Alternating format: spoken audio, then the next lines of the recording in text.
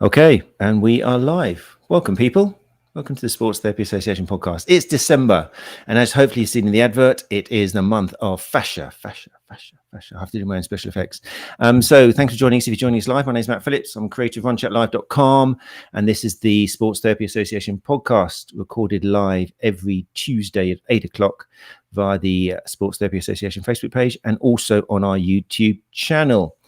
So hope you're all well. If you're joining us live, then that's great. Obviously, if you listen to the podcast, that's superb as well. It's totally up to you. I will give you some details if you want to join us live, how you can do that shortly. But as I've already said, what we're doing now, slightly different format. Now we've got to episode 79. Basically, we're going to do months on a particular topic. That's the idea, starting off in December. Okay, so what I'm hoping that will do is it will just give a little bit more kind of shelf life to all of the fantastic guests we have. I feel guilty sometimes having one guest on, which is just amazing, talking about something, and then the next week it's something not connected. It's just too short. So December on the Sports Therapy Association podcast is all about fascia, and we've got some fantastic guests lined up for you to help us get through that topic. Coming up shortly, opening December up, we have the pleasure of being joined by Julian Baker of Functional Anatomy, who some of you probably met at Therapy Expo recently. It was lovely to touch base with Julian there.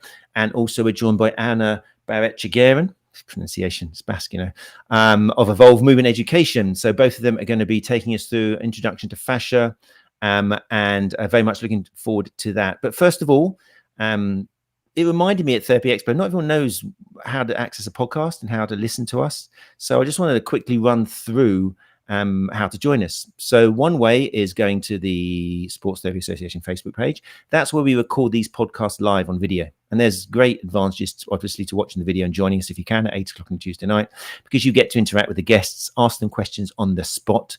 I have some guests saying, oh, maybe we could record it, Matt, and edit it. And I'm, no. My guests are live. Okay, and they can make mistakes, we can make mistakes. That's the beauty of it. Okay, so there's no editing on these podcasts. I much prefer it that way. Since the days of Run Chat Live, it's always been like that. So that's why we do love the live video version. We're also going out live streaming on the YouTube channel. Okay, so just go to YouTube and look up the Sports Therapy Association and you'll find us there. You can watch it that way if you prefer, not to go via Facebook. But if you can't join us live, then you can listen to the podcast on all your normal favorite podcast apps. I had people at Therapy Extra going, wow, how do I find this podcast, Matt? And again, it reminded me that not everybody knows. No one knows what a podcast even is. So literally, you just go to your phone. If you're on an iPhone, you'll probably have an integrated kind of Apple podcast app in there. You just simply go to that and look up the Sports Therapy Association podcast. If you're on Android, then you might be using something like Pocket Casts, or again, just download an app from the store. And look us up, and that's how you can listen to us. Or you can go to the sta.co.uk. Every week I painstakingly upload the episode with all the show notes to that as well. So that's a way where you can watch the video, listen to the podcast, etc., and read a little bit about the guests and what we're all about. So there you go. That was the housekeeping out of the way. So last week, thank you very much to people who joined us for the Post Therapy Expo chat. It was lovely, obviously, to meet everyone now. I could go on for a whole hour about it, but I won't. It's come to an end, Matt. You need closure.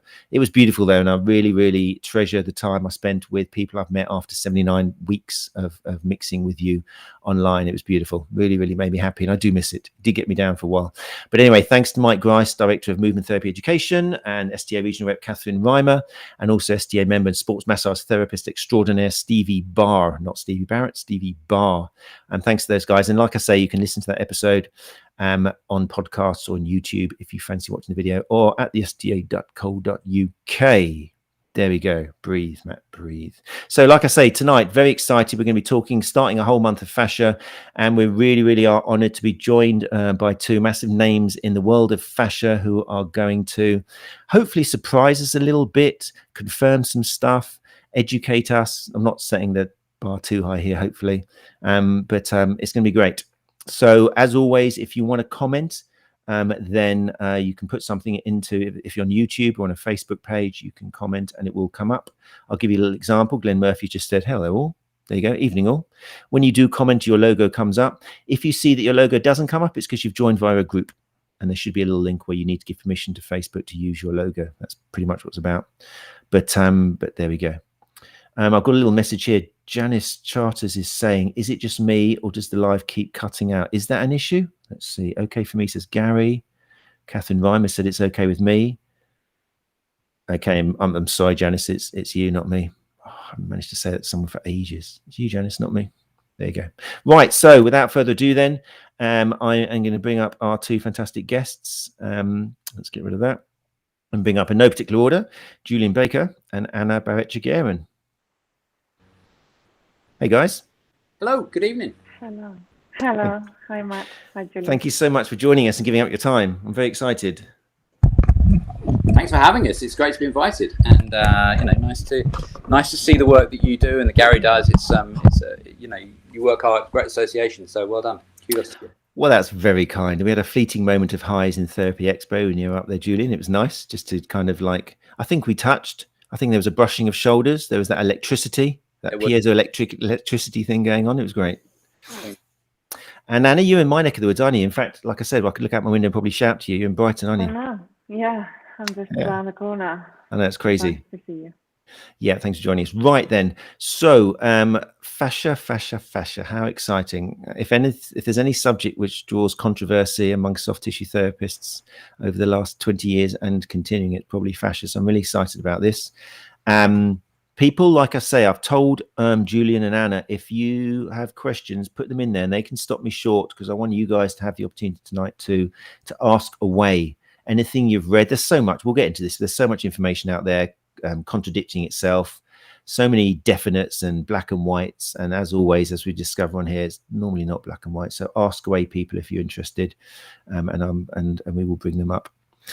But to start, Julian or Anna, either of you can start. Tell us a little about, for people who aren't familiar with your work, then give us a little history of basically, and this is tricky, but how you got into fascia. Off you go, Anna. Well, I start. Okay. I got into fascia, I suppose, like most people probably got into fascia, which is by reading anatomy trains. That was my first introduction to fascia, and that was, I don't know, it was over 10 years ago. I can't remember exactly what year it was. I was a Pilates teacher, and it just made so much sense. And like, most of us that got that way started to get really interested in the relationships and the connections across the body, and started to see the connectivity with the different link relationships throughout the body, and very quickly started to see that there was, or feel that there was, a link missing for me, which was the connection with the viscera. So I started to get into visceral manipulation as well, and studied visceral manipulation with the Barral Institute, started to research a bit more visceral fascia. Ended up going to Dissection with Gil Hebley, which is where I met Julian. I don't know when it was, 2014 or something like that. And since then, just got really hooked into the dissection world, and just basically didn't leave Julian and Gil alone, and carried on coming to courses and researching more. Yeah, and carrying on, I've always been curious about all the different sort of layers of understanding. Ended up going back to university to do a PhD in Anatomical Sciences. Yeah, so that's kind of how I got into fascia, but that's a very kind of quick bullet point resume of all these years. Fantastic. I know it's tricky, especially when you've got so much experience and your studies, the list of studies. If people want more information about what Anna has done with her time and how much she is immersed into the world of fascia, then do make sure you check out Best Places Evolve Moving Education, for your bio and all the information about education, There you go. We'll make sure the links go into the show notes. Fantastic. Yeah. Thank you for that. And Julian. Well, I mean, I started teaching bodywork about nearly 30 years ago, and I started teaching the Bowen Technique. I brought that over to the UK from Australia, and I'd learned it in 1988. I know that makes me sound like an old man, but I kind of am these days. And so teaching the therapy and trying to work out what it was that we were doing was so I started studying a bit of anatomy, and it didn't really make sense. The things that I was seeing feeling underneath my hands wasn't really connecting in terms of what I was seeing in the books. There was a big disconnect in there. So, and going back to the books to understand the physiology and how it linked up, just wasn't there. It was sort of bits of muscle and bits of tissue. And then a colleague of mine called Hans Thijssen from Holland said, look, this fascia thing, and this was probably 2000, about 20 odd years ago, and I hadn't really heard of it. And so I started to look into it a little bit more. Fairly quickly came across Gil Headley, and then was in America with Tom Myers, and so the whole thing sort of kicked off from there really, and read Job's Body and all that kind of stuff. And so that was sort of my journey down the fascia route in as much as I wanted to understand what the connection was, what's connecting us, what's giving us the connection where the anatomy was disconnected and we had systems of the body and these muscles that were doing this, that, and the other. Where was the connection? And fascia seemed to be that connection for me at the time. So, and then I worked with Gil. I organised his courses for many years over here, and also had my own things going on as well. So, now I don't have a place to work in the UK at the moment, but so I work out of Poland, and I've been to the States in the last couple of years as well. So yeah, and the dissection thing is really where I'm at, to show manual therapists and massage therapists and people how this really holds up. The system of anatomy that we have, that we teach undergraduate medical students, is not fit for purpose when it comes to teaching people that do hands-on bodywork. There's no two questions about it. We just have to stop and teach a different way, and not use those models. It's bonkers. So sorry, I've started already. Fascinating. There's some names there already, which I'm sure we'll get to as we're looking at kind of the history and the progression of ideas with fascia, like Tom Myers and Gil Headley, probably names which people in the audience have heard of before. Particularly Gil Headley's fuzz speech, which I'm really interested in. I'm starstruck a little bit to hear that you work with the man himself, because I remember that video was just such a massive movement and a wake-up call. It really had a massive effect. It probably can be blamed for a few things as well, but at the time it was just a classic example of someone so ahead of their time coming out with some stuff. So, but before we do that, I mustn't get too excited, because this is introduction to the fascia month of December. So I'm conscious that some people might, this may be one of the problems, but answering the question of what is fascia is not such an obvious question, is it? So I'm going to ask it to you two, because you're experts. What is fascia? It's a connective tissue. Is it actually that simple? Yeah, that's it. Yeah. Would you expand on that, Anna? Are you happy with that? You're staying with the boss?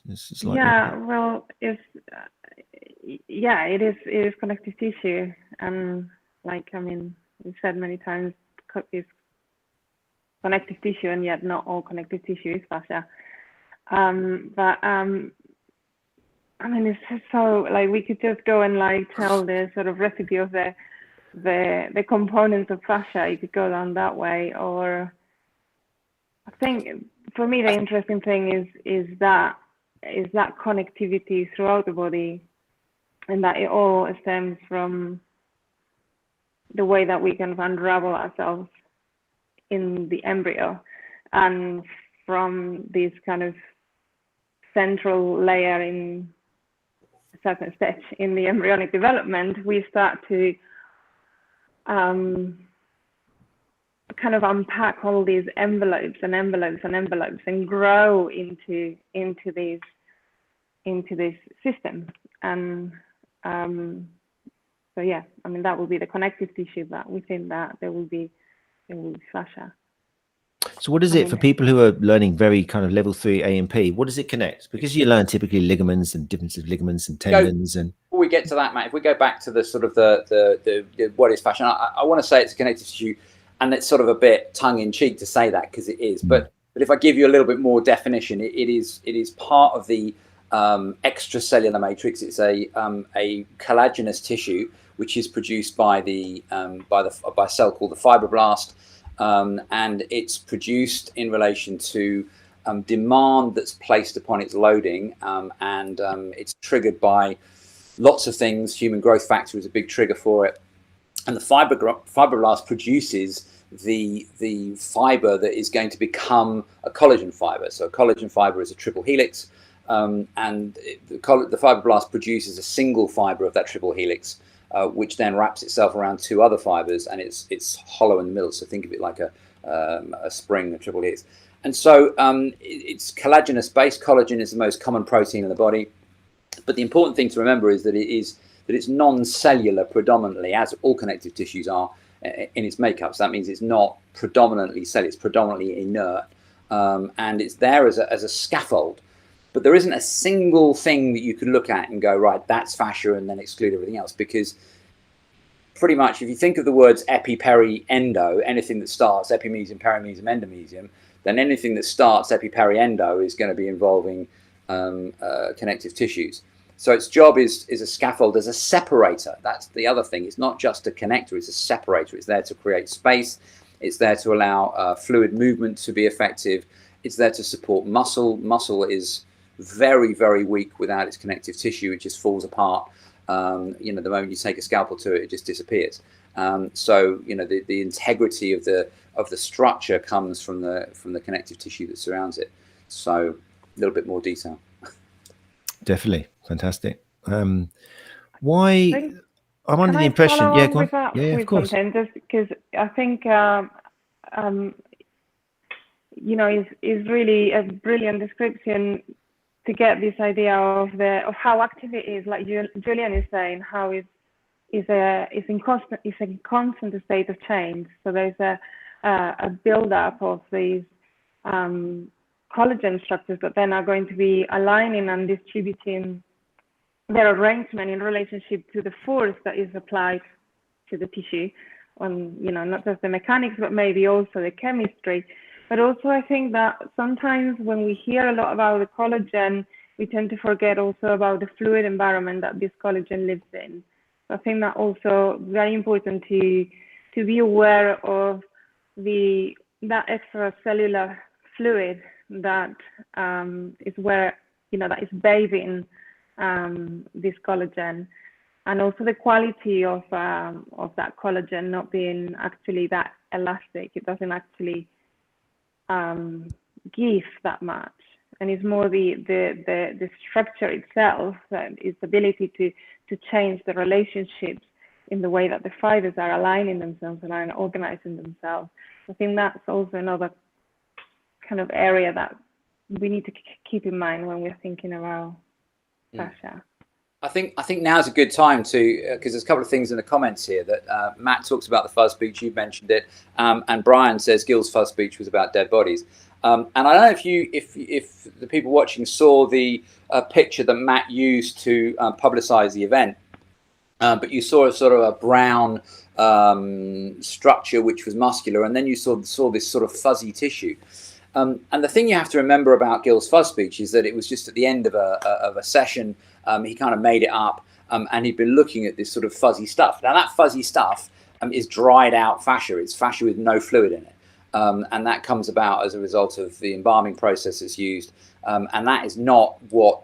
There isn't a thing called fuzz, and you don't want to break the fuzz down. Gil, if you look for it, you can't find it. But he did do another extended annotated version of this, where he sort of realised what had gone on with it. But there is no fuzz. There is no connective tissue that gets fuzzy. It gets stuck because the fluid doesn't go through. But I think it's a good time to pick that microscope picture up, Matt. I can find that. Keep talking. I'll get it for you.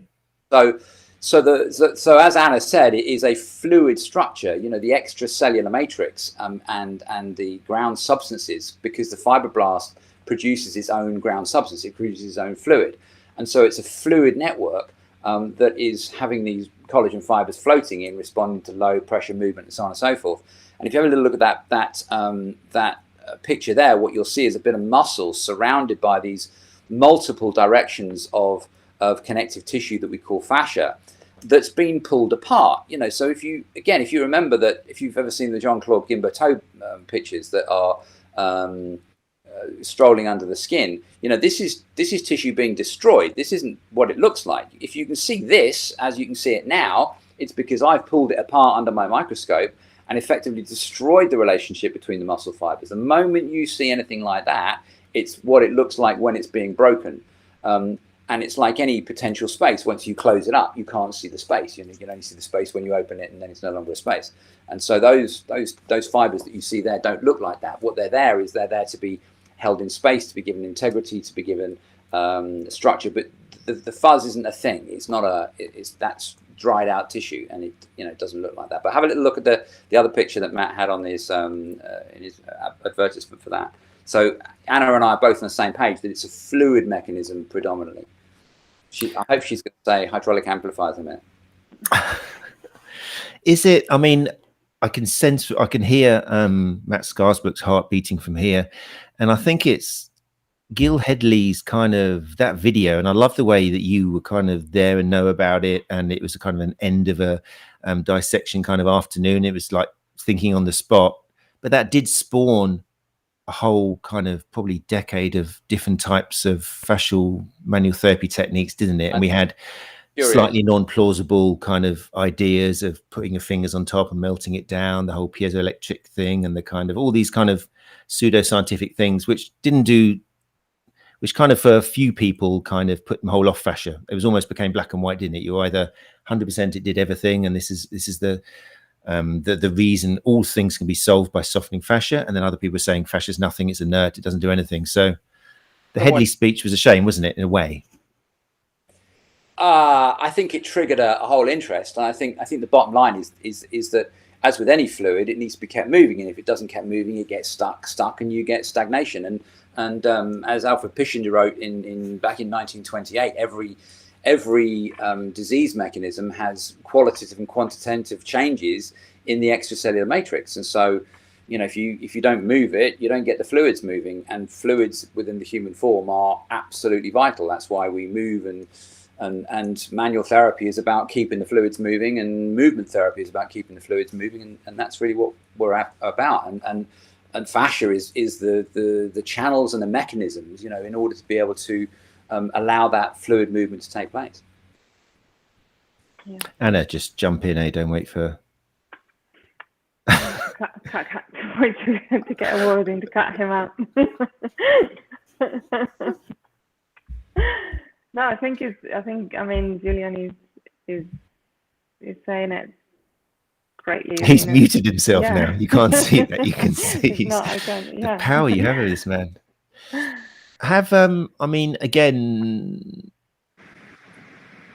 I like the way you are talking about movement, the human body moving. It's like motion is lotion, all these kind of like catchphrases. But one of the questions when it comes to fascia is, how much can we affect it with our hands? Is that a question that's gone from loads we can do to nothing we can do to maybe we can do? I mean, there was some research out recently which kind of made people start talking. There's been research which has been totally kind of thrown out now. But where are you in terms of, because that's the clinical relevance, isn't it? It's an amazing anatomy. It's great that we're talking about it, but what's the clinical relevance of it? Can we affect it somehow?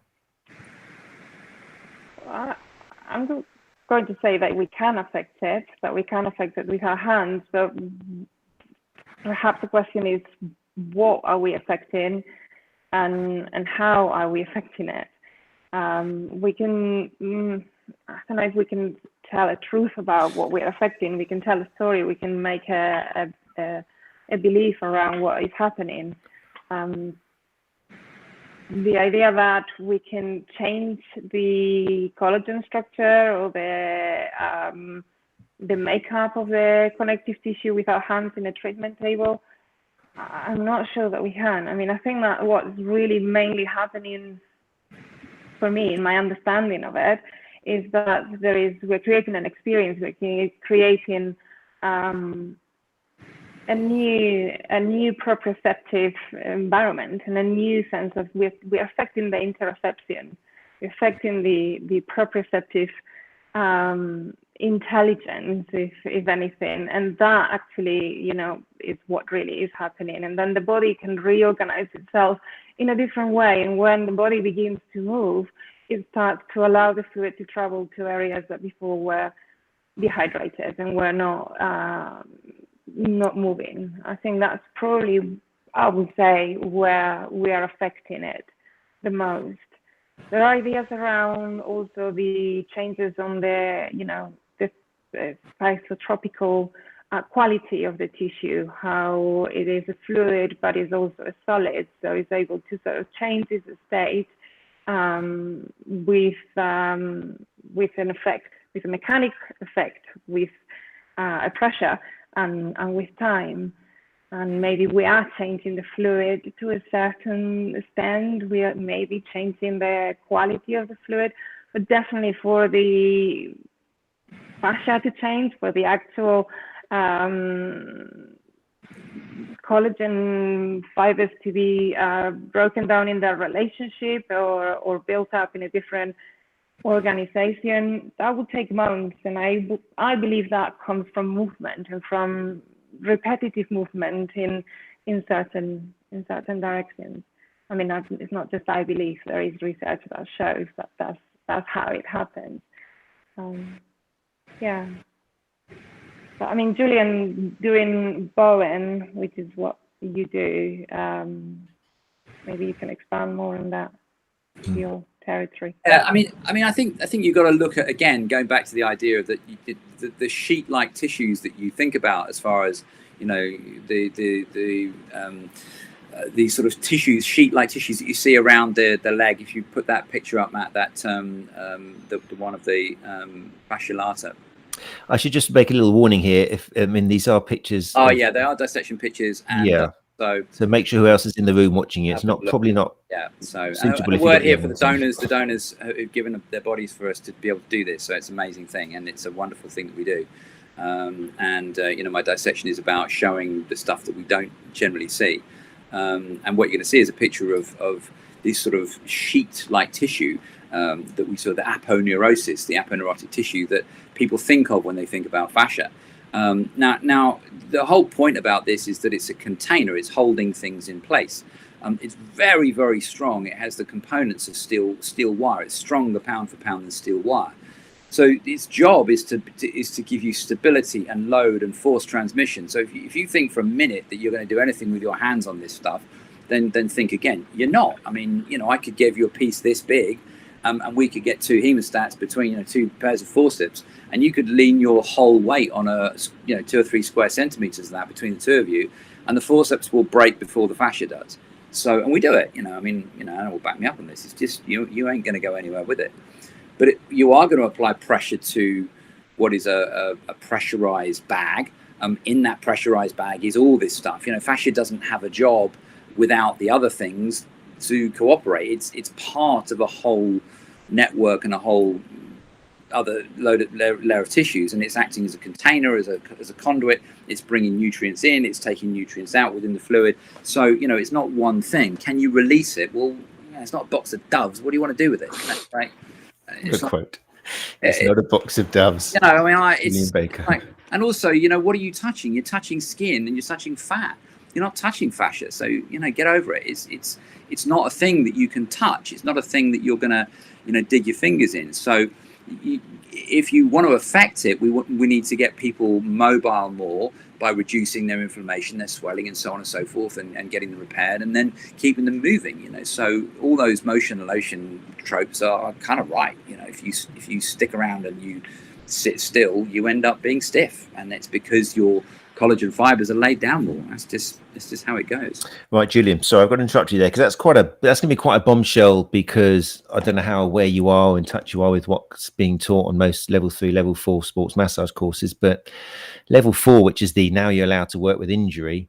I mean, myofascial release is kind of still quite a big thing, and they're still taught to kind of put your fingers on, allow it to heat up, imagine a pound coin on margarine, all these kind of things which came out in the 2000s, which I did, and anybody from 2000 did, which is why we can't poo-poo it. We thought we were great at the time. It's what, you know, we thought this is really helping. And it was tricky because we were seeing the effects with our patients. It was like people walking away going, oh my God, my shoulders are the same height, and like I can feel so much more looser now. So we were kind of getting, anecdotal may it be, but you're saying now that if somebody is doing a course where they'll be told that by separating their hands really slowly or picking up the skin and rolling it, it may be having an effect, but not the effect that maybe they've been taught. Maybe the mechanism of action is different. Hold on to your, those listening to the podcast. Hold on to your, for those guys, you shrugged. Hold on to your, look, we're touching people, and we know that touch is a very powerful, we got a Nobel Prize this year on touch. I mean, you know, you see my YouTube video for why it pissed me off, but it's the fact we're touching people, and touch is a very, very powerful communication. So we touch people, we move. That's what we do as humans. Whether, people will say you do this and you do this, and maybe you are, maybe you're not. The visceral manipulators will tell you that they're releasing a small sphincter valve deep in the duodenum. Are they? I mean, I couldn't. I could get there with a scalpel in about half an hour, but I couldn't feel it through the tissues. That's not to say that something isn't happening. I'm not trying to poo-poo anything. I'm just saying that it's probably not what we think it is. And I've been trying to work out for 30 years what we're doing with our hands, and I'm no further forward. So, and I'll come to the mechanoreceptors in a minute if you like, but. Yeah. Okay. So that's really good. That's a good answer. And I think that's really important because it is, I know from the emails we get, myself and Gary, that people come off these courses having been told this is what's happening by people they've paid $3,000 to. And then they'll come on and they'll hear someone like yourself. And we're kind of like saying, listen to the podcast. And they're saying, well, actually, you need a scalpel to get through here. The chances of actually releasing the psoas or something by pushing down, it's not really going to happen because you've got a whole ton of viscera on top and stuff. And unless it's broken to them gently, they're going to think, well, that's it, or a waste of a course. So it's in our episodes, it's been a touchy subject that the people are taught these things still, and then they have to kind of. We all have to have a story. We all have a story that we buy into when we get sold and we sell our clients. And sometimes that story is going to change. The person that walks through the door is going to get a different story to the next person that walks through the door. And it doesn't really matter. We do our job, and we do our job with integrity, and we touch people, and we do the thing that we think we're doing. And actually what we're actually doing doesn't matter. N equals 1, they walk out their door happy. What happened? I have no idea. And I can give you chapter and verse on the hypothesis of it. But what is really happening?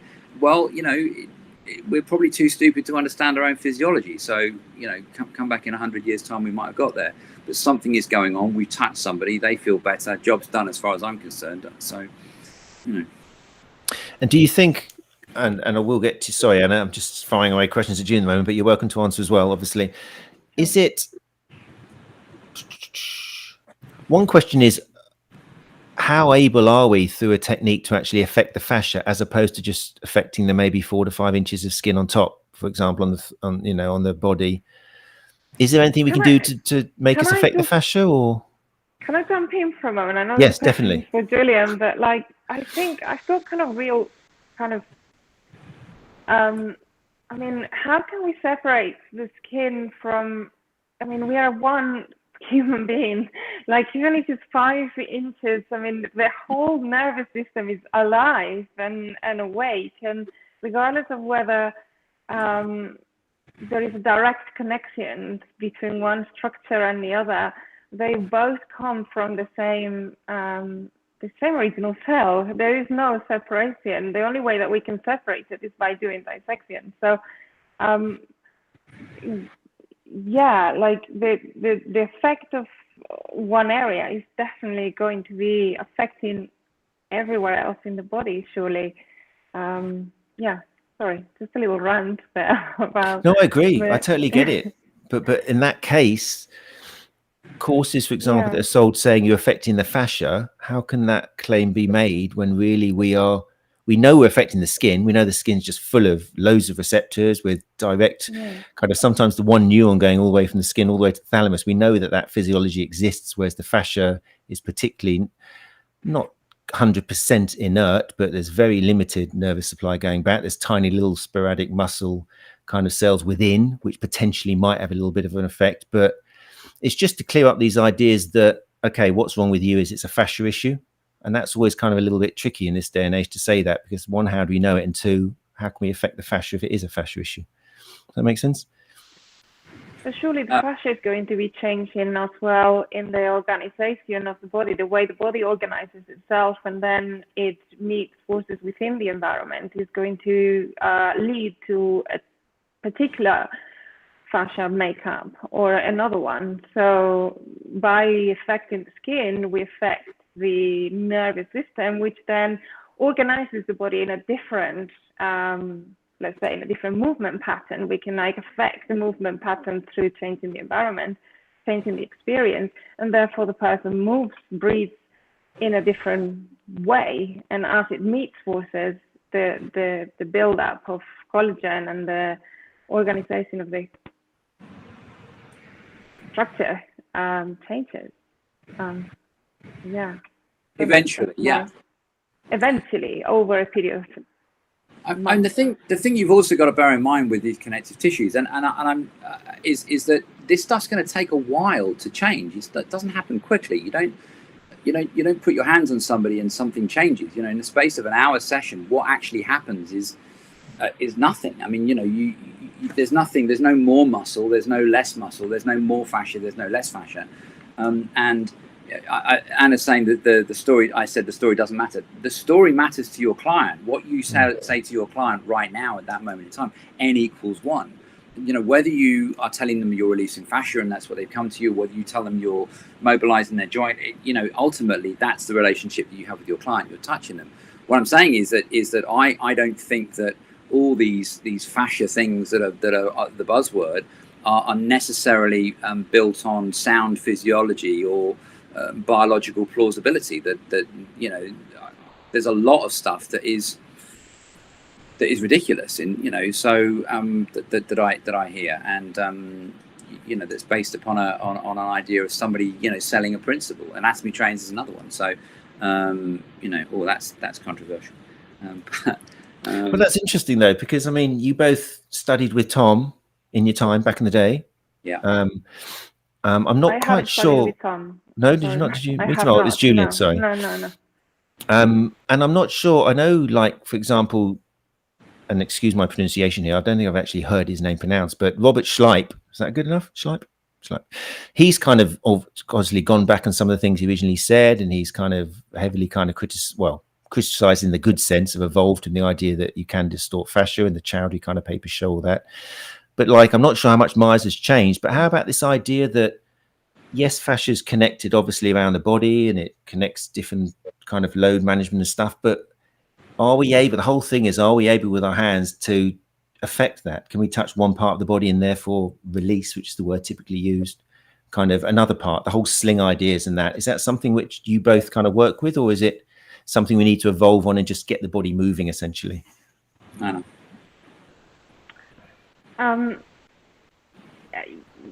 Yeah, I mean, there are relationships throughout the body, and we can see that there are, organizations that are quite common, and ideas like the anatomy trains or the sort of maps of these link relationships throughout the body are very interesting. I think it's always very important to have that to be very aware that this is a map. This is a particular model that we are using in order to look at the body, and that it can be a useful model, but that we are missing so much when we are looking at, especially if we're looking at just a line relationship throughout, I don't know, the superficial front line through the front of the legs and the front of the abdomen, for example, or just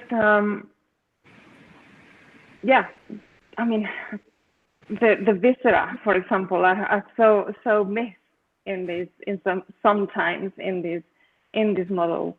So I think is that keeping that curiosity as to how not just the fascia, but the connective tissue is also organized. I think for me that the most important thing, and I did mention the embryo earlier, is I think someone on the comments was asking, well, if it's not so, affectable with our hands, and why is the focus in it? Why are we focusing on the fascia? I think my answer for why I keep focusing on fascia is because of having studied the embryo to a level. I mean, embryology is a massive subject. The understanding of how the whole musculoskeletal system is built up, and how everything stems from that mesoderm, that middle layer in the third week of development, and that unfolding of the embryo, creating these connections and these compartments, like Julian said earlier, of disconnection as well as connection. For me, that, regardless of whether it is then creating an environment in which we can grow muscle, we can grow ligament, we can grow bone, that originates all in the same layer, and it's you know, as you see the body unravel, completely connected. So that for me is why I keep going back to the fascia, that the origin is all in there. We developed from the inside, and we unfold and make ourselves in these bags that fold on themselves, and that all comes from the original one cell. Anyway, I'm going off on an empty. No, it's really interesting. It's definitely I wanted to pick up. I think somebody's. I want to clarify what I was saying about the idea about anatomy trains, and Anna mentioned it. And if you can stick that picture up of the thoracolumbar fascia, it's quite reddy, that one, quite a red one.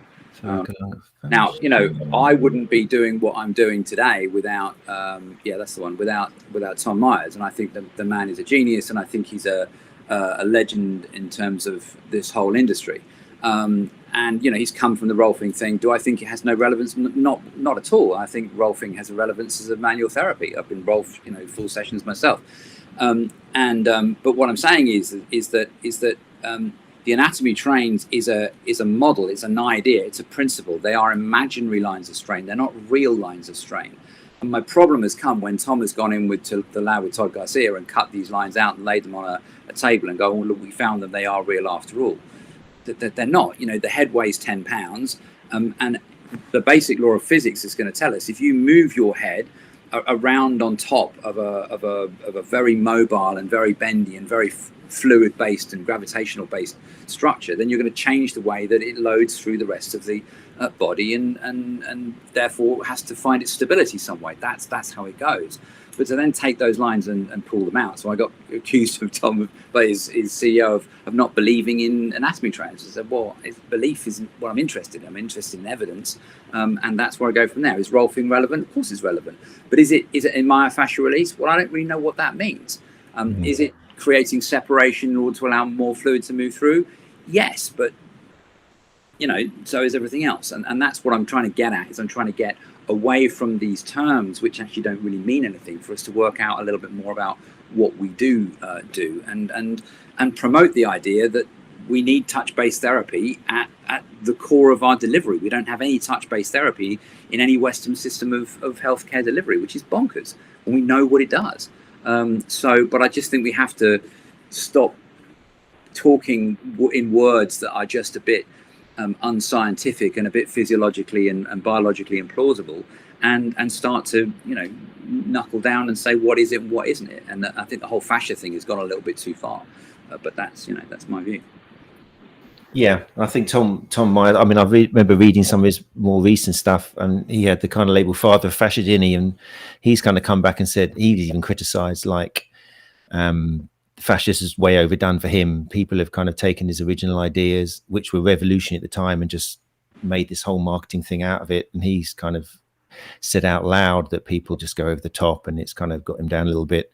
Yeah, and it's important to remember that these names that were coming up, people shouldn't be slagging them off. They're the forefathers of thought. And in so many cases, these people like Gil Hedley and Tom Myers, and even like Paul Hodges, when it went for the whole kind of Pilates thing in 2000 with the transverse abdominis and all this kind of, they were geniuses at the time. They were amazing researchers who were doing stuff which no one else would even dream of doing. But by the time they kind of continued doing their researching and realized, actually, it's not quite so important, the transverse abdominis, which we heard about with Raphael Bender and the whole Pilates thing, it was too late. The kind of like internet had taken over and produced the DVDs and the courses. And it was like, so I think the words you're talking about, Julian, yeah, it's often, it's unfortunate. It's the marketing thing, isn't it? They're latched onto, and the original people who came up with this weren't even talking about it. But so I want to kind of, where is it? 8:48. Anna, did you want to just quickly talk about that picture? Yes, sorry, the picture here. Do you want to put it on full? You start talking, I'll put it on full. There we go.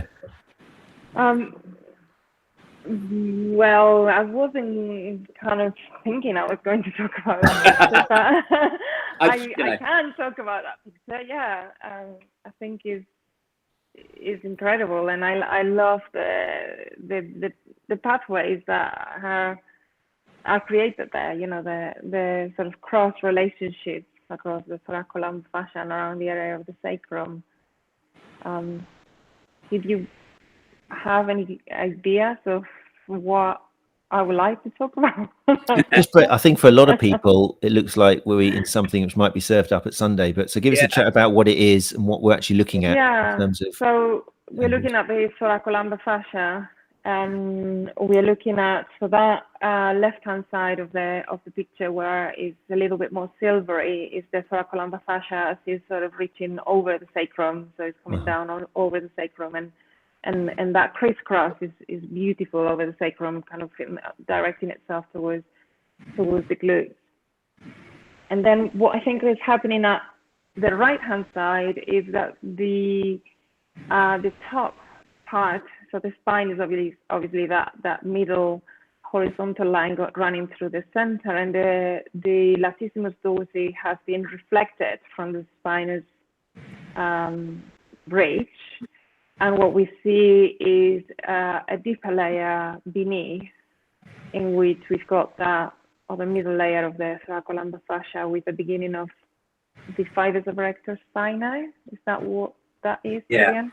Yeah, I think the reason I wanted to put it up as well is because we mentioned anatomy trains, and if you look at the bottom of the picture, what you're looking at is you can see, from sort of top left at say 11 o'clock, follow a line with your eye all the way across, and what you see is that fibrous line going all the way across the central line, reaching across into the fibers, the fascial fibers of external oblique, and crossing the central line. It's a continuous straight line.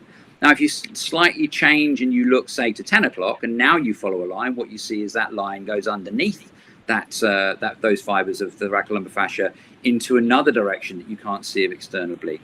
And so, for every single square millimeter that you've got a different directional line of strain and pull that is going to take you back into somewhere else, because that's how we move. We move in multiple directions, and the directions are not unilateral; they're bilateral, and you can see them here. And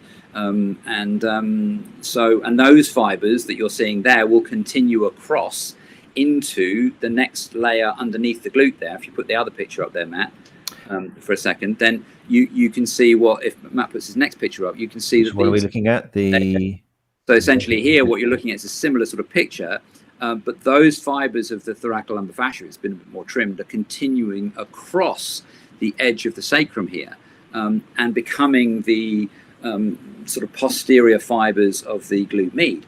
But also at the same time, the fibers of gluteus maximus are blending down and into the deeper fibers of the of what would be called gluteus medius fascia.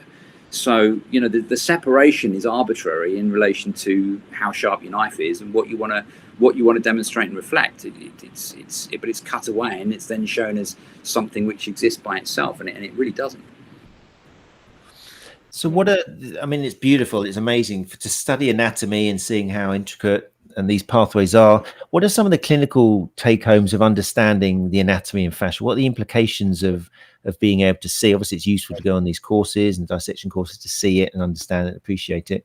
But what are some of the take-home messages therefore for kind of people in their clinics having clients come in with pain? How does understanding this fascia help? Anybody? Fascial anatomy. The fascial anatomy, Matt, your question is kind of, is it related to dissection? Is that what you're asking? Well, just how does knowing about this help clinically? If someone comes in and says, I've got lower back pain, then how does understanding and appreciating all the fascia and kind of the way that forces are distributed and the pathways, how does that help what you would decide to do with that client? I suppose it can help in many ways. It can also get in the way in many ways, I imagine, because by understand, it's just, you can do anything with anything, can you? But personally, I feel that for me,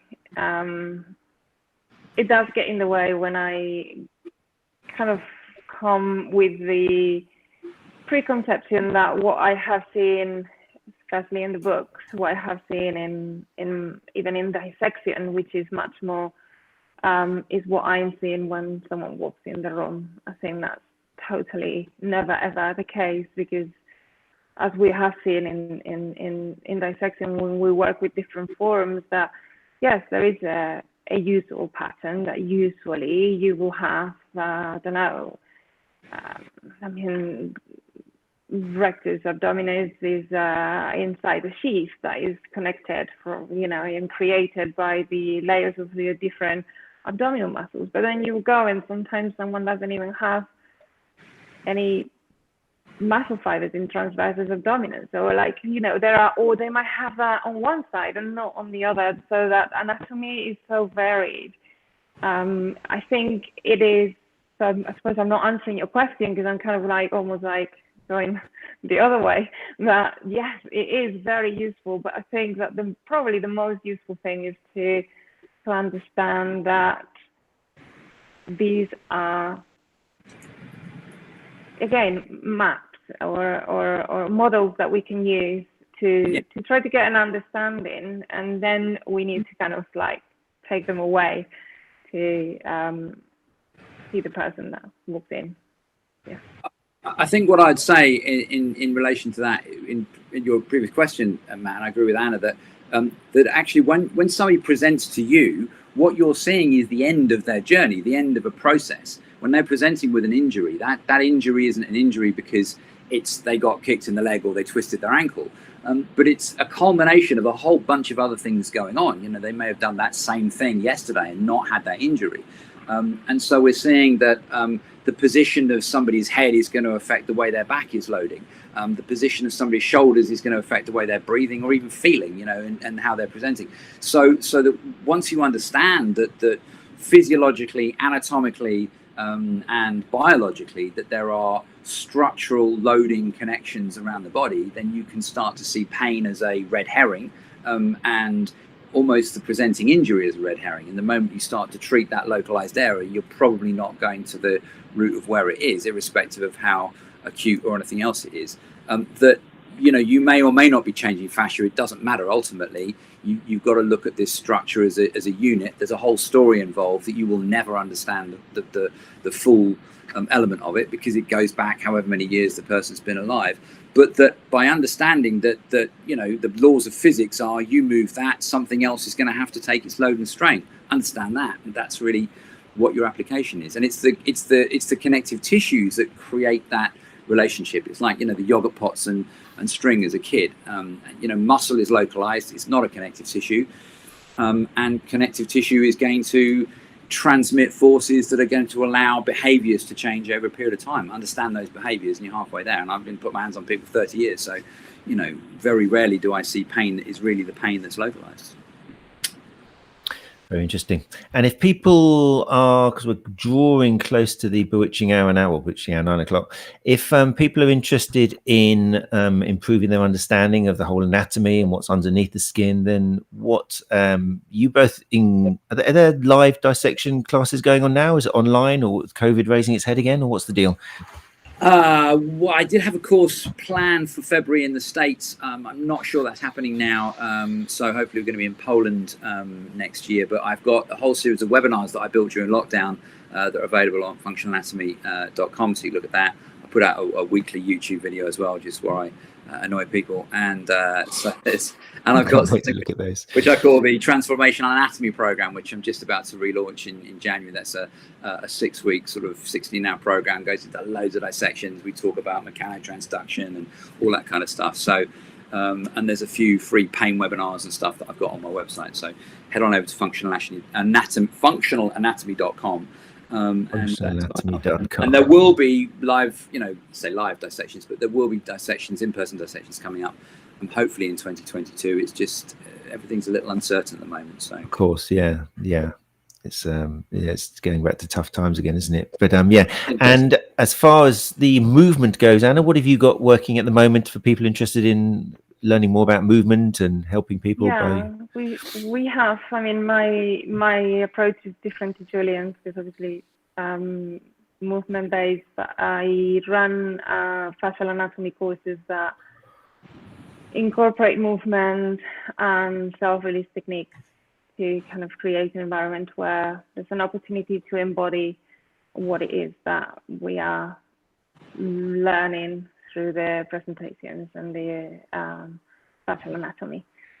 So head over to Evolve Movement Education. I've got a course on the thorax coming up in February, and yeah, different courses on our website. Just go and have a look.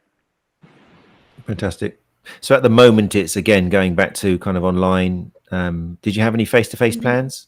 Yeah, we've got so we have got some face-to-face stuff, but yeah, we also run a Pilates teacher training. So we've got a comprehensive Pilates teacher training starting in February, and that's fully in person.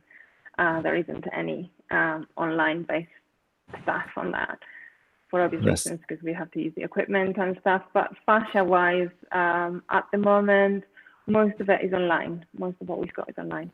Okay, and that'll be evolvemovementeducation.com?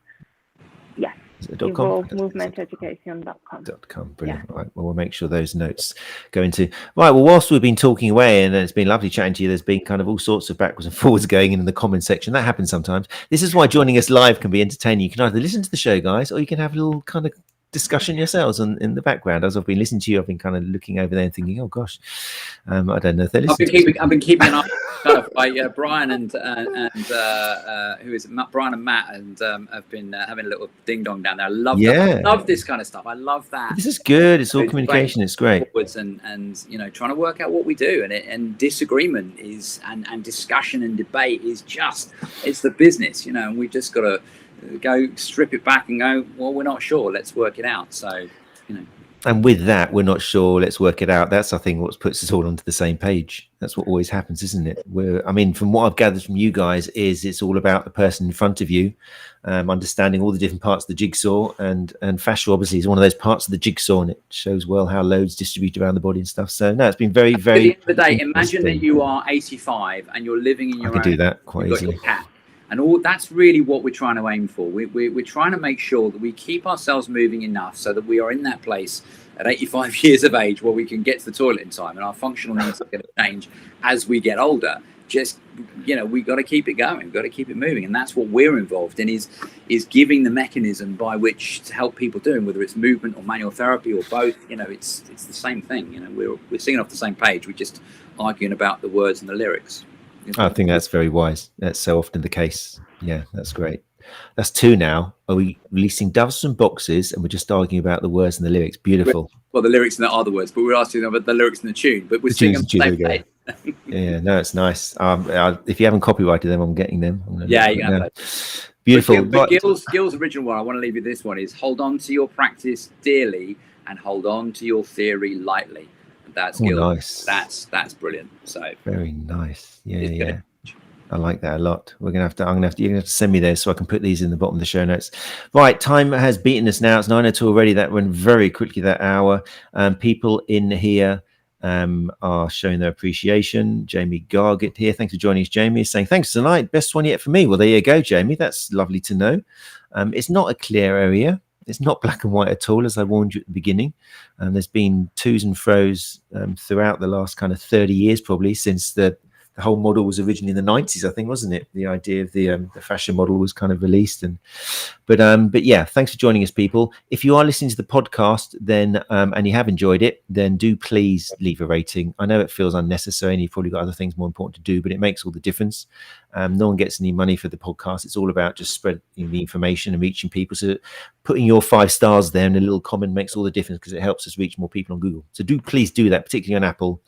And if you have got any other questions, then as I always say, use this feed, whether you're on YouTube, write your comments there. Anything which you put, I will send personally to Julian and Anna questions wise and try and get their feedback, and then I'll reply for you, or they may even dip in themselves and write an answer as well. So don't let it stop tonight, especially as this is December, month of fascia.